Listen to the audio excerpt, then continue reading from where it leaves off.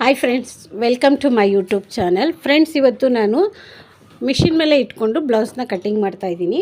ಇದನ್ನು ಹೇಗೆ ಕಟ್ಟಿಂಗ್ ಮಾಡೋದು ಅಂತ ತೋರಿಸ್ತೀನಿ. ಫಸ್ಟಿಗೆ ನೋಡಿ, ಈ ರೀತಿಯಾಗಿ ಲೈನಿಂಗ್ನ ಐರನ್ ಮಾಡ್ಕೊಂಡಿದ್ದೀನಿ. ಓಪನ್ ಆ ಕಡೆ ಇರೋ ಥರ ನೋಡ್ಕೊಳ್ಳಿ. ನೆಕ್ಸ್ಟು ಇಲ್ಲಿ ನನಗೆ ಸ್ಲೀವು 10 ಪ್ಲಸ್ ಎಲ್ಲ ಸೇರಿ 11 ಇಂಚ್ ಬೇಕಾಗುತ್ತೆ. ಬಬ್ ಸ್ಲೀವ್ ಆದರೆ ನಿಮಗೆ ಎಕ್ಸ್ಟ್ರಾ ತೊಗೋಬೇಕಾಗುತ್ತೆ. ಇದಕ್ಕೆ ಬಬ್ ಸ್ಲೀವ್ ಏನೂ ಇಲ್ಲ, ನಾರ್ಮಲ್ ಸ್ಲೀವ್ ಆಗಿರೋದ್ರಿಂದ ಇದನ್ನು ನಾವು ಯಾವ ರೀತಿಯಾಗಿ ಕಟ್ಟಿಂಗ್ ಮಾಡೋದು ಅಂತ ನೋಡ್ಕೊಳ್ಳೋಣ. ಮತ್ತು ಡಿಸೈನ್ಸ್ ಏನಾದರೂ ಇದ್ದರೆ ಎಕ್ಸ್ಟ್ರಾ ತೊಗೋಬೇಕಾಗುತ್ತೆ. ಇದು ನೋಡಿ, ಬಾರ್ಡರು ಒಂದು ಸೈಡ್ ಬಾರ್ಡರ್ ಇದೆ, ಬ್ಯಾಕಿಗೆ ಸ್ವಲ್ಪ ಚಿಕ್ಕದಾಗಿ ಇರೋದ್ರಿಂದ ಸಿಂಪಲ್ಲಾಗಿ ಇದನ್ನು ಯಾವ ನೆಕ್ ಇಡ್ಬೋದು ಅಂತ ಹೇಳ್ಬಿಟ್ಟು ಮಾಡೋಣ. ಇವಾಗ ಫಸ್ಟಿಗೆ ಎಷ್ಟು ಇಂಚ್ ಬೇಕು ಅಂತ ನಾನು ಇವಾಗ ಕಟ್ಟಿಂಗ್ ಮಾಡ್ಕೊಳ್ತೀನಿ. ನೋಡಿ, ಈ ರೀತಿಯಾಗಿ ನೀಟಾಗಿ ಮೆಜರ್ಮೆಂಟ್ ತೊಗೊಂಡು ಸ್ಲೀವ್ಗೆ ಎಷ್ಟು ಬೇಕಂತ ನಾನು ಕಟ್ ಮಾಡ್ಕೊಳ್ತೀನಿ. ಫಸ್ಟಿಗೆ ನೋಡಿ, ಸ್ಲೀವ್ ಕಟ್ ಮಾಡುವಾಗ ಯಾವಾಗಲೂ ಎಡ್ಜ್ ಇರುತ್ತೆ ನೋಡಿ, ಇದೆಲ್ಲ ಎಕ್ಸ್ಟ್ರಾ ಥ್ರೆಡ್ಸು ಅಥವಾ ಸ್ಟ್ರೇಟಾಗಿರಲ್ಲ, ಅದಕ್ಕೆ ಒಂದು ಮಾರ್ಕ್ ಮಾಡ್ಕೋಬೇಕು. ಮತ್ತು ಇಲ್ಲಿ ಸ್ಟಿಚಿಂಗಿಗೆ ಅರ್ಧ ಇಂಚನ್ನ ನಾನು ಮಾರ್ಕ್ ಮಾಡ್ಕೊಂಡಿದ್ದೀನಿ. ನೀವು ಟೇಪ್ ಬೇಕಾದರೂ ಇಟ್ಕೊಂಡು ಮಾರ್ಕ್ ಮಾಡ್ಕೋಬೋದು. ಇಲ್ಲಾಂದರೆ ಮಾರ್ಜಿನ್ ಇಷ್ಟು ಹಿಡಿತೀವಿ ಅಂತ ಗೊತ್ತಾದರೆ ಆ ಮಾರ್ಜಿನಲ್ಲಿ ಕಟ್ಟಿಂಗ್ ಮಾಡ್ಬೋದು. ಇದು ಆರ್ಡಿನರಿ ಸ್ಲೀವ್ ಕಟ್ಟಿಂಗ್ ಆದರೆ ಬೇರೆ ಥರ ಇರುತ್ತೆ. ಇವಾಗ ನನಗೆ ಸ್ಲೀವ್ ಮೆಜರ್ಮೆಂಟ್ ಕೊಟ್ಟಿದ್ದಾರೆ, ಅದನ್ನು ಹೇಗೆ ಇಟ್ಕೊಂಡು ಮಾರ್ಕ್ ಮಾಡೋದು ಅಂತ ತೋರಿಸ್ತೀನಿ. ಇದು 3/4 ಸ್ಲೀವ್ ಇರೋದ್ರಿಂದ ಈ ಸ್ಲೀವ್ ಮೆಜರ್ಮೆಂಟ್ ಅಂದರೆ ಈ ಆರ್ಮೋಲ್ದು ಸೈಜ್ಗೋಸ್ಕರ ಮಾರ್ಕ್ ಮಾಡ್ಕೊತಾ ಇದ್ದೀನಿ. ನೋಡಿ, ಇಲ್ಲಿ ಅರ್ಧ ಇಂಚು ಸ್ಟಿಚಿಂಗಿಗೆ ಬಿಟ್ಟು ಈ ರೀತಿ ಇಟ್ಕೊಂಡಿದ್ದೀನಿ. ಈ ರೀತಿ ಇಟ್ಕೊಂಡು ಇಲ್ಲಿ ಒಂದು ಮಾರ್ಕ್ನ ಮಾಡ್ಕೊಳ್ತಾ ಇದ್ದೀನಿ, ಪ್ಲಸ್ ಮಾರ್ಕು.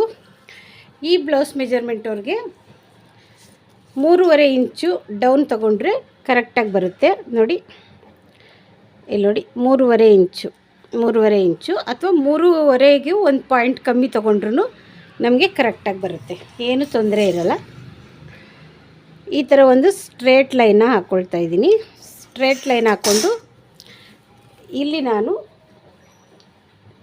ಇದು 3/4 ಸ್ಲೀವ್ ಆಗಿರೋದ್ರಿಂದ ಈ ರೀತಿಯಾಗಿ ಒಂದು ಮಾರ್ಕ್ ಮಾಡಿಕೊಂಡು ಈ ಜಾಯಿಂಟು ಮತ್ತು ಈ ಜಾಯಿಂಟ್ನ ಈ ರೀತಿಯಾಗಿ ಜಾಯಿಂಟ್ ಮಾಡಿಕೊಂಡು ಇಲ್ಲಿ ಒಂದು ಸ್ಕೇಲಷ್ಟು ಮಾರ್ಕಿಂಗ್ನ ಮಾಡ್ಕೊಳ್ತಾ ಇದ್ದೀನಿ. ಇದಾದಮೇಲೆ ನೋಡಿ, ಇಲ್ಲಿ 2 ಇಂಚಿಗೆ ನಾನು 2 ಇಂಚಿಗೆ ಮಾರ್ಕ್ ಮಾಡಿಕೊಂಡು ಇಲ್ಲಿಂದ ಈ ರೀತಿಯಾಗಿ ಒಂದು ಶೇಪ್ನ ಕೊಡ್ತೀನಿ. ಈ ರೀತಿಯಾಗಿ ಒಂದು ಶೇಪ್ ಕೊಡ್ತೀನಿ. ಇಲ್ಲಾಂದರೆ ನೀವು ನೋಡಿ, ಈ ಥರ ಕರು ಸ್ಕೇಲ್ ಇರುತ್ತಲ್ಲ, ಇದರಿಂದ ನೀವು ಶೇಪ್ನ ಹಿಂಗೆ ಮಾರ್ಕ್ ಮಾಡ್ಕೋಬೋದು. ಸ್ವಲ್ಪ ಈ ಥರ ಮಾಡಿಕೊಂಡು ಇದನ್ನು ಈ ರೀತಿಯಾಗಿ ಉಲ್ಟಾ ಇಟ್ಕೊಂಡು ಈ ರೀತಿಯಾಗಿ ಮಾರ್ಕ್ ಮಾಡಿಕೊಂಡ್ರೆ ನಮಗೆ ಈ ಶೇಪ್ ಮಾರ್ಕ್ ಅನ್ನೋದು ಬರುತ್ತೆ. ಈಗ ಇದನ್ನು ಕಟ್ಟಿಂಗ್ ಮಾಡ್ಕೊಳ್ಳೋಣ.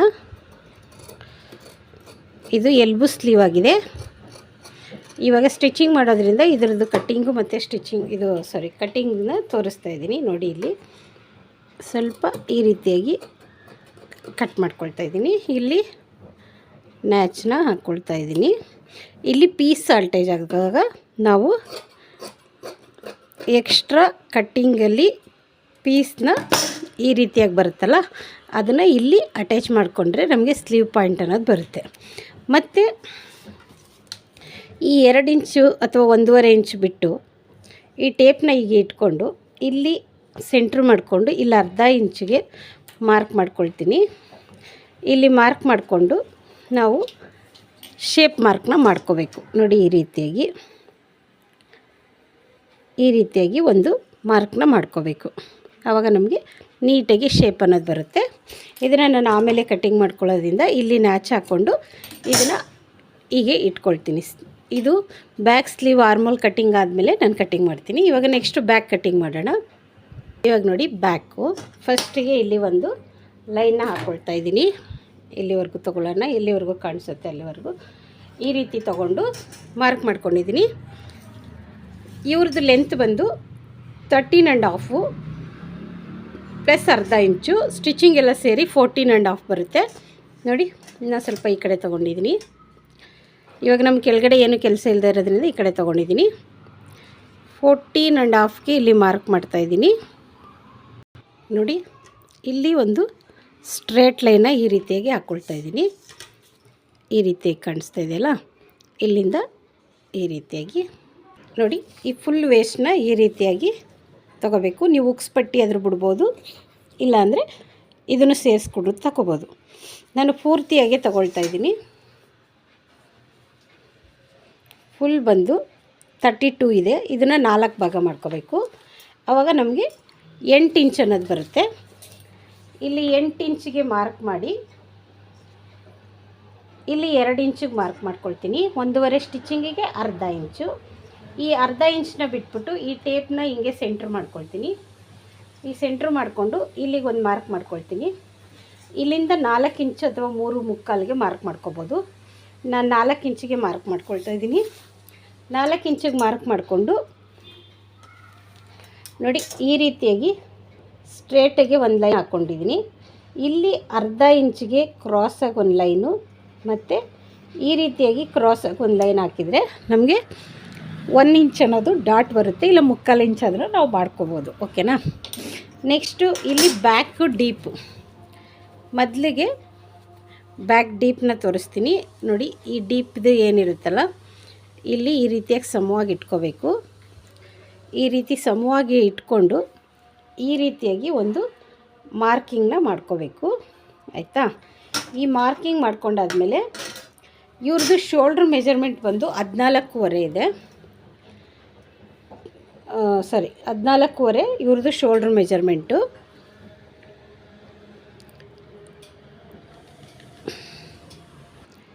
ನೋಡಿ, ಈ ಬ್ಲೌಸ್ದು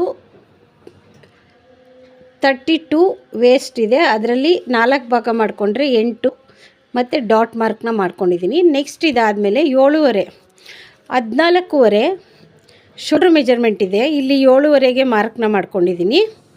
ನೆಕ್ ಡೀಪ್ ಬಂದು ಇವ್ರದ್ದು 9.5 ಇದೆ. ಈ 9.5ಗೆ ಈ ಶೋಲ್ಡ್ರ್ ಮೆಜರ್ಮೆಂಟಲ್ಲಿ ಎಷ್ಟು ಮೈನಸ್ ಮಾಡೋದು ಅಂದರೆ 4 ಇಂಚಿಗೆ 1 ಇಂಚ್ ಥರ ಮಾಡ್ತಾ ಹೋದರೆ ನಮಗೆ ಇಲ್ಲಿ 2.25 ಇಂಟು 1 ಗೀಟ್ ಬರುತ್ತೆ. 2.25 ಇಂಚು 1 ಗೀಟನ್ನ ಇಲ್ಲಿ ಮೈನಸ್ ಮಾಡ್ತೀನಿ. ಆಯಿತಾ. ಈಗ ನನಗೆ ಇಲ್ಲಿ ಟೋಟಲ್ ಬಂದು 5 ಇಂಚ್ ಬರ್ತಾಯಿದೆ. ಈ 5 ಇಂಚಿಗೆ ಮಾರ್ಕ್ ಮಾಡಿಕೊಂಡ್ರೆ ಇಲ್ಲಿ ಸ್ಟಿಚಿಂಗು ಬೇಕಾಗುತ್ತೆ ನಮಗೆ ಅಲ್ವಾ. ಇವರು ಸ್ವಲ್ಪ ಬ್ರಾಡ್ ಬೇಕಂತ ಕೇಳಿರೋದ್ರಿಂದ ನಾನಿಲ್ಲಿ ನೆಕ್ಕನ್ನ 2.25ಗಿಂತ ಅಂದರೆ 2.5 ತೊಗೊಂಡ್ರು ಓಕೆ. ಪೈಪಿಂಗ್ ಕೊಡೋದ್ರಿಂದ 2.5ಗೆ ಮಾರ್ಕ್ ಮಾಡ್ಕೊಳ್ತೀನಿ. ನಾನು ನೆಕ್ ವಿಡ್ತನ್ನ 2.5ಗೆ ಮಾರ್ಕ್ ಮಾಡ್ಕೊಳ್ತೀನಿ. ಇಲ್ಲಿ ನಮಗೆ ಎಷ್ಟು ಸಿಕ್ತು ಅಂದರೆ ಸ್ಟಿಚಿಂಗು ಎಲ್ಲ ಬೇಕಾಗುತ್ತೆ ನಮಗೆ. ಆವಾಗ ಇಲ್ಲಿ 1/4 ಇಂಚು ಸ್ಟಿಚಿಂಗಿಗೆ ಬಿಡ್ತೀನಿ. ಅದಾದಮೇಲೆ 2 ಇಂಚಿನ ಶೋಲ್ಡ್ರ್ ಪಟ್ಟಿ ಮತ್ತು ಅರ್ಧ ಇಂಚನ್ನ ಸ್ಟಿಚಿಂಗಿಗೆ ಬಿಟ್ಕೊಳ್ತೀನಿ. ಇವಾಗ ಟೋಟಲ್ ನನ್ನ ಮೆಜರ್ಮೆಂಟ್ ಬಂದು ಈ ಬ್ಲೌಸ್ದು 5.5 ಬರುತ್ತೆ. 5.5 ಬೇಕಾಗುತ್ತೆ. ಓಕೆನಾ. ಈ ಬ್ಲೌಸ್ ಮೆಜರ್ಮೆಂಟ್ಗೆ ನನಗೆ ಈ ಡೀಪ್ಗೆ ಈ ನೆಕ್ ಪಾಯಿಂಟ್ ಅನ್ನೋದು 5.5 ಬೇಕಾಗುತ್ತೆ. ಅವ್ರಿಗೆ ಸ್ವಲ್ಪ ಪಟ್ಟಿ ಕೂಡ ಸ್ವಲ್ಪ ಜಾಸ್ತಿ ಬೇಕಾಗಿರೋದ್ರಿಂದ 2.25 ಇಂಚ್ ಪಟ್ಟಿ ಬೇಕಂತ ಹೇಳಿದ್ದಾರೆ. ಶೋಲ್ಡ್ರ್ ಪಟ್ಟಿ ತೋರಿಸ್ತೀನಿ. ಶೋಲ್ಡ್ರ್ ಪಟ್ಟಿ ಬಂದವ್ರಿಗೆ ಇಲ್ಲಿದೆಯಲ್ಲ ಶೋಲ್ಡ್ರ್ ಪಟ್ಟಿ, ಈ ಪಟ್ಟಿ ಇದೆಲ್ಲ ಇಷ್ಟೇ ಬೇಕಾಗಿದೆ. ಈ ಪಟ್ಟಿ ಏನಿದೆ ಈ ಪಟ್ಟಿಯಷ್ಟೇ ಬೇಕಾಗಿರೋದ್ರಿಂದ ನಾನು ಈ ಪಟ್ಟಿಯಷ್ಟೇ ಮೆಜರ್ಮೆಂಟ್ನ ತೊಗೊಂಡಿದ್ದೀನಿ. 2.25 ಇದೆ, ಫಸ್ಟೇ ಚೆಕ್ ಮಾಡ್ಕೊಂಡಿದ್ದೆ. ಓಕೆ. ಈ ರೀತಿಯಾಗಿ ಶೋಲ್ಡ್ರ್ ಮೆಜರ್ಮೆಂಟು ಇಟ್ಕೊಂಡು ಕೂಡ ನಾವು ನೆಕ್ ಡೀಪ್ ಅನ್ನೋದನ್ನ ಮೈನಸ್ ಮಾಡ್ಕೋಬೋದು. ಈಸಿಯಾಗಿ ನಾವು ನೆಕ್ ಡೀಪ್ ಮಾಡ್ಕೋಬೋದು. ಇಲ್ಲಿ 2.5 ತೊಗೊಂಡಿದ್ದೀನಲ್ಲ, ಇಲ್ಲಿ ಇವ್ರಿಗೆ ಸ್ವಲ್ಪ ಬ್ರಾಡ್ ಬೇಕಾಗಿರೋದ್ರಿಂದ 3 ಇಂಚಸ್ನ ತೊಗೊಂಡಿದ್ದೀನಿ. ಡೋರಿ ಕೂಡ ಇದೆ, ಪೈಪಿಂಗ್ ಕೂಡ ಇದೆ. ಸರಿನಾ. ಇದಾದಮೇಲೆ ಇಲ್ಲಿ ಒಂದು ಮಾರ್ಕ್ ಮಾಡ್ಕೊಳ್ತಾ ಇದ್ದೀನಿ. ಇಲ್ಲಿ ಮಾರ್ಕ್ ಮಾಡಿಕೊಂಡು ನಾನು ಇದ್ರದ್ದು ಶೇಪ್ನ ಮಾಡ್ಕೋಬೇಕಲ್ಲ ಮಾರ್ಕಿಂಗು. ನೋಡಿ, ಈ ರೀತಿಯಾಗಿ ಸ್ಕೇಲ್ನ ಕರು ಸ್ಕೇಲ್ನ ಈ ರೀತಿಯಾಗಿ ಇಟ್ಕೋಬೇಕು. ಪಾಯಿಂಟ್ ಕರೆಕ್ಟಾಗಿ ಈ ರೀತಿ ಇಟ್ಕೊಂಡ್ರೆ ನಮಗೆ ನೀಟಾಗಿ ಬರುತ್ತೆ. ಈ ರೀತಿಯಾಗಿ ಒಂದು ಮಾರ್ಕ್ನ ಮಾಡ್ಕೊಂಡಿದ್ದೀನಿ. ಇದಾದಮೇಲೆ ಈ 5.5 ಇದೆಯಲ್ಲ, ಈ 5.5ನ ಇಲ್ಲೂ ಕೂಡ 5.5ಗೆ ಮಾರ್ಕ್ ಮಾಡ್ಕೊಳ್ತಾ ಇದ್ದೀನಿ. ಸ್ಟ್ರೇಟ್ ಲೈನ್ ಹಾಕ್ಕೊಳ್ತಾ ಇದ್ದೀನಿ.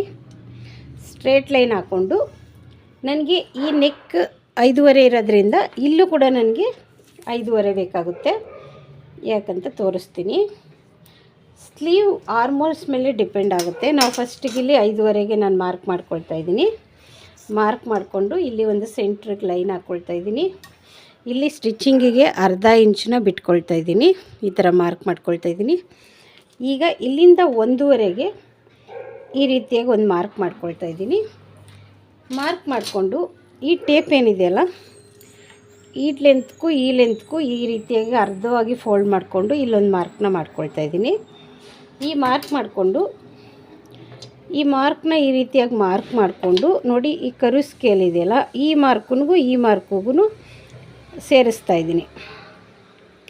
ಈ ಮಾರ್ಕು ಮತ್ತು ಈ ಮಾರ್ಕನ್ನ ನಾನು ಈ ರೀತಿಯಾಗಿ ಹಿಂಗೆ ಈ ಪಾಯಿಂಟ್ ಕೂರಿಸಿದ್ರೆ ನನಗೆ ಆಟೋಮೆಟಿಕ್ಕಾಗಿ ಈ ಪಾಯಿಂಟ್ ಅನ್ನೋದು ಕರೆಕ್ಟಾಗಿ ಬರುತ್ತೆ. ನೋಡಿ, ಈ ರೀತಿಯಾಗಿ ಬರುತ್ತೆ.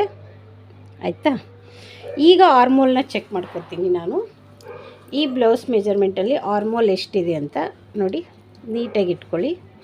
ನೀಟಾಗಿ ಇಟ್ಕೊಂಡು ಎಲ್ಲಿ ಸ್ಲೀವು ಜಾಯಿಂಟ್ ಆಗಿರುತ್ತಲ್ಲ, ಇದು ಫ್ರಂಟ್ ಕಡೆಯಿಂದನಾದರೂ ಮಾಡ್ಕೋಬೋದು, ಆದರೆ ಬ್ಯಾಕಲ್ಲಿ ಮಾಡ್ಕೊಳ್ಳೋದ್ರಿಂದ ನಿಮಗೆ ಕರೆಕ್ಟಾಗಿ ಸಿಗುತ್ತೆ. ನೋಡಿ, ಈ ರೀತಿಯಾಗಿ ಸ್ಟಿಚಿಂಗ್ ಮಾಡಿದ್ದೀವಲ್ಲ ಶೋಲ್ಡ್ರು, ಅದನ್ನು ಕರೆಕ್ಟಾಗಿ ಈ ರೀತಿಯಾಗಿ ತಿರುಗಿಸ್ಕೊಳ್ಳಿ. 8 ಇಂಚ್ ಬರ್ತಾಯಿದೆ. ಈಗ ಚೆಕ್ ಮಾಡ್ಕೊಳ್ಳೋಣ. ಇಲ್ಲಿಂದ ಫಸ್ಟಿಗೆ 8 ಇಂಚಿಗೆ ನಾನು ಮಾರ್ಕ್ ಮಾಡ್ಕೊಳ್ತಾ ಇದ್ದೀನಿ. ಆಯಿತಾ? 8 ಇಂಚಿಗೆ ಮಾರ್ಕ್ ಮಾಡಿಕೊಂಡು ಈಗ ನಾನು ಚೆಸ್ಟ್ ಮೆಜರ್ಮೆಂಟ್ನ ತೊಗೊಳ್ತೀನಿ ಎಷ್ಟಿದೆ ಅಂತ. ನೋಡಿ, 8.75 ಇದೆ. ಈ 8.75 ಇದೆಯಾ ಅಂತ ನಾವು ಒಂದು ಸರಿ ಚೆಕ್ ಮಾಡ್ಕೋಬೇಕು. ನೋಡಿ, 8.75 ಇಲ್ಲ, ನಮಗೆ 9 ಇಂಚ್ ಬರ್ತಾಯಿದೆ. ಈಗ 9 ಇಂಚ್ ಬರ್ತಾಯಿದೆ. ನಾವು ಏನು ಸ್ಲೀವ್ ಕಟ್ಟಿಂಗ್ ಮಾಡಿದ್ದೀವಲ್ಲ ಅದನ್ನು ಒಂದು ಸರಿ ಚೆಕ್ ಮಾಡ್ಕೋಬೇಕು. ಓಕೆನಾ? ಕೆಲವೊಂದು ಸರಿ ಮೆಜರ್ಮೆಂಟ್ ರಾಂಗ್ ಇದ್ದರೂ ಕೂಡ ನಮಗೆ ಕರೆಕ್ಟಾಗಿ ಬರೋಲ್ಲ. ಈಗ ನಾನೇನು ಸ್ಲೀವ್ ಕಟ್ಟಿಂಗ್ ಮಾಡ್ಕೊಂಡಿದ್ದೀನಿ ಫಸ್ಟೇ ಅಂದರೆ ಈ ರೀತಿಯಾಗಿ ಚೆಕ್ ಮಾಡ್ಕೋಬೇಕು ನಾವು. ನೋಡಿ, ಈ ರೀತಿಯಾಗಿ ಚೆಕ್ ಮಾಡಿಕೊಂಡಾಗ ಕರೆಕ್ಟಾಗಿ ನಮಗೆ ಪಾಯಿಂಟನ್ನು ಸಿಗುತ್ತೆ. ನಾವು ಆರ್ಮೋಲ್ನ ಕರೆಕ್ಟಾಗಿ ಚೆಕ್ ಮಾಡ್ಕೊಳ್ಳಿಲ್ಲ ಅಂದರೂ ಕೂಡ ಇಲ್ಲಿ ಹೆಚ್ಚು ಕಮ್ಮಿ ಬರುತ್ತೆ. ಇವಾಗ 1/4 ಇಂಚನ್ನ ಡೌನ್ ಮಾಡ್ಕೋಬೇಕು. ಆಯಿತಾ? 1/4 ಇಂಚನ್ನ ಈ ರೀತಿಯಾಗಿ ಡೌನ್ ಮಾಡಿಕೊಂಡು ಇದೇ ಸೇಮ್ ಏನಿರುತ್ತೆ ಅದನ್ನೇ ಸ್ವಲ್ಪ ಡೌನ್ ಮಾಡಿಕೊಂಡು ಈ ರೀತಿಯಾಗಿ ಮಾರ್ಕ್ ಮಾಡಿಕೊಂಡ್ರೆ ನಮಗೆ ಚೆಸ್ಟ್ ಮೆಜರ್ಮೆಂಟ್ ಅನ್ನೋದು ಕರೆಕ್ಟಾಗಿ ಬರುತ್ತೆ. ನಾನು ಈ ರೀತಿಯಾಗಿ ಕಟ್ಟಿಂಗ್ ಮಾಡ್ತೀನಿ. ಬೇರೆಯವರು ಬೇರೆ ಬೇರೆ ರೀತಿಯಲ್ಲಿ ಕಟ್ಟಿಂಗ್ನ ಮಾಡ್ತಾರೆ. ನೋಡಿದ್ರಲ್ಲ, ಈ ಕರೆಕ್ಟ್ ಪಾಯಿಂಟ್ ಅನ್ನೋದು ಬಂತು ಅಂದರೆ ಚೆಸ್ಟ್ ಮೆಜರ್ಮೆಂಟ್ನ ನಾನು ನಿಮಗೆ ಕರೆಕ್ಟಾಗಿ ತೋರಿಸ್ತೀನಿ. ಇಲ್ಲಿಂದ ಬಂದು 9 ಇದೆ, ಇಲ್ಲಿಂದ ಬಂದು 8.75 ಇದೆ. ಕರೆಕ್ಟಾಗಿದೆ ಅಷ್ಟೇ. ಇಲ್ಲಿ ಆರ್ಮೋಲ್ಸ್ ಕರೆಕ್ಟಾಗಿ ಬರಲಿಲ್ಲ ಅಂದರೆ ನಾವು ಇದನ್ನು ಅಡ್ಜಸ್ಟ್ ಮಾಡ್ಕೋಬೋದು. ಈ ವಿಡಿಯೋದಲ್ಲಿ ಇದನ್ನೇ ನಾನು ಮೇನ್ ಪಾಯಿಂಟಾಗಿ ತೋರಿಸ್ತಾ ಇದ್ದೀನಿ. ನೋಡಿ, ಈ ರೀತಿಯಾಗಿರುತ್ತೆ. ಆಯಿತಾ? 8.75 ಇದೆ. ನೋಡಿ, 8.75 ಇಲ್ಲಿ ಕೂಡ ನನಗೆ 8.75ಗೆ ಕರೆಕ್ಟಾಗಿ ಬಂದಿದೆ. ಇಲ್ಲಿಗೆ ಬಂದು 9 ಇದೆ. ಹಂಗಾಗಿ ನಾನು ಆರ್ಮೋಲ್ನ ಡೌನ್ ಮಾಡ್ಕೊಂಡಿದ್ದೀನಿ. ಇದಾದಮೇಲೆ 1.5 ಇಂಚಿಗೆ ಅಥವಾ 2 ಇಂಚಿಗೆ ನಾನು 2 ಇಂಚಿಗೆ ಮಾರ್ಕ್ ಮಾಡ್ಕೊಳ್ತಾ ಇದ್ದೀನಿ. ಮಾರ್ಕ್ ಮಾಡಿಕೊಂಡು ಈ ಮಾರ್ಕಿಗೂ ಈ ರೀತಿಯಾಗಿ ಜಾಯಿಂಟ್ನ ಮಾಡ್ತಾಯಿದ್ದೀನಿ.